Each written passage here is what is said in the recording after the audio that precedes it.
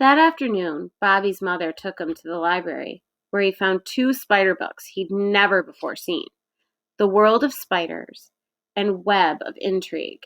Next, they drove over to Exotic Pets to price terrariums. In one tank, Bobby saw a tarantula with beautiful black and orange markings on its legs. "Sweet," he muttered, his face close to the glass. The sticker on the top of the tank said, "Mexican red knee tarantula. Sale price, $45. "They make wonderful pets," the man said behind the counter. "Strong, but gentle. That one's a little feisty, little feller." "You're not thinking what I think you're thinking, are you?" Mom asked Bobby. "I think I'd better start saving my money," Bobby murmured. "We already have a tarantula," Mom told the man. "We just need a larger tank." "I see," he said. "What kind is it?" "The hairy kind," Mom said. "Lots of hair." "It's a Chilean rose tarantula," Bobby told him. "A female." "A good dependable tarantula," the man said, nodding. "The only thing is," Bobby said, "she hasn't eaten anything in the past month or so." "That's not so unusual," the man said. "Lots of tarantulas in here go a month and a half without eating. I wouldn't worry yet." They looked at 5 different terrariums before Bobby finally settled on a 30-gallon tank, complete with sand, 3 big rocks, and a screen top. It soaked up every dollar he had. "I'd suggest you think about a submersible heater," the man said. "Rose tarantulas thrive in warm, fairly moist conditions." The heater cost $29. "All right," Mom sighed. "We'll take the heater, too. That'll be my contribution." "Thanks, Mom." "Nothing but the best for our Thelma," she replied. On the way home, the car began coughing and sputtering just as they pulled up to a red light. Mom managed to get the car restarted, but it didn't go a quarter mile before it started lurching again. Luckily, there was a gas station in the next block. They pulled in and found a mechanic to take a look at the car. "I'll go call Dad," Mom said. She went into the gas station. A minute later, a mechanic came out and jumped into the car next to Bobby. He was young and muscular, with a tattoo of a cobra on his right forearm. "How are you doing?" the man said, snapping his gum and turning the ignition key.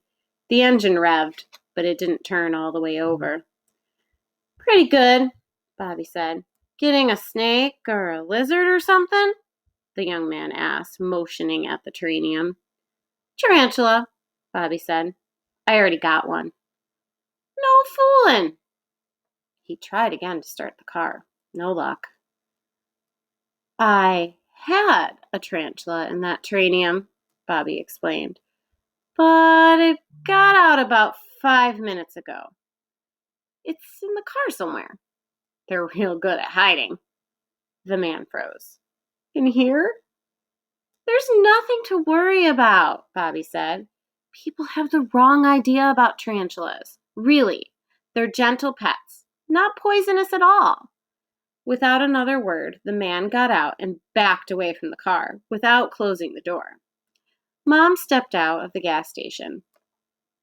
"Anything wrong?" she asked the mechanic. "I'm not going back in that car," the man said.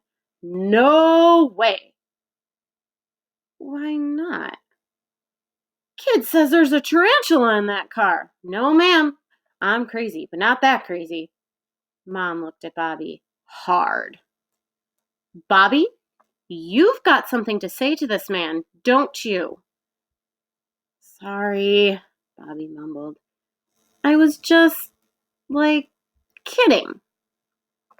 "I can assure you, there's no tarantula in the car," Mom explained. "Old coffee cups and wrappers, yes. Maybe even a stale bagel or two, but no tarantula. On that, I give you my word. I'm sorry. You know how it can be with a boy's imagination." "Right," the man said, getting back into the car. He gave Bobby a long, grim look before he tried once more to start the car. It turned out that the engine trouble was no more serious than the 3 fouled spark plugs. The mechanic replaced the plugs and sent Bobby and his mom on their way. "Why did you go and make up a story like that?" Mom asked as they pulled out of the gas station. "You just about frightened that poor man to death." "I don't know," Bobby said, shrugging. It was the truth. He didn't know. I hope you enjoyed the first chapter. I have something I'd like for you to think about and maybe talk about with a family member, or maybe you can FaceTime or Zoom one of your friends that's also listening to the book and have a discussion.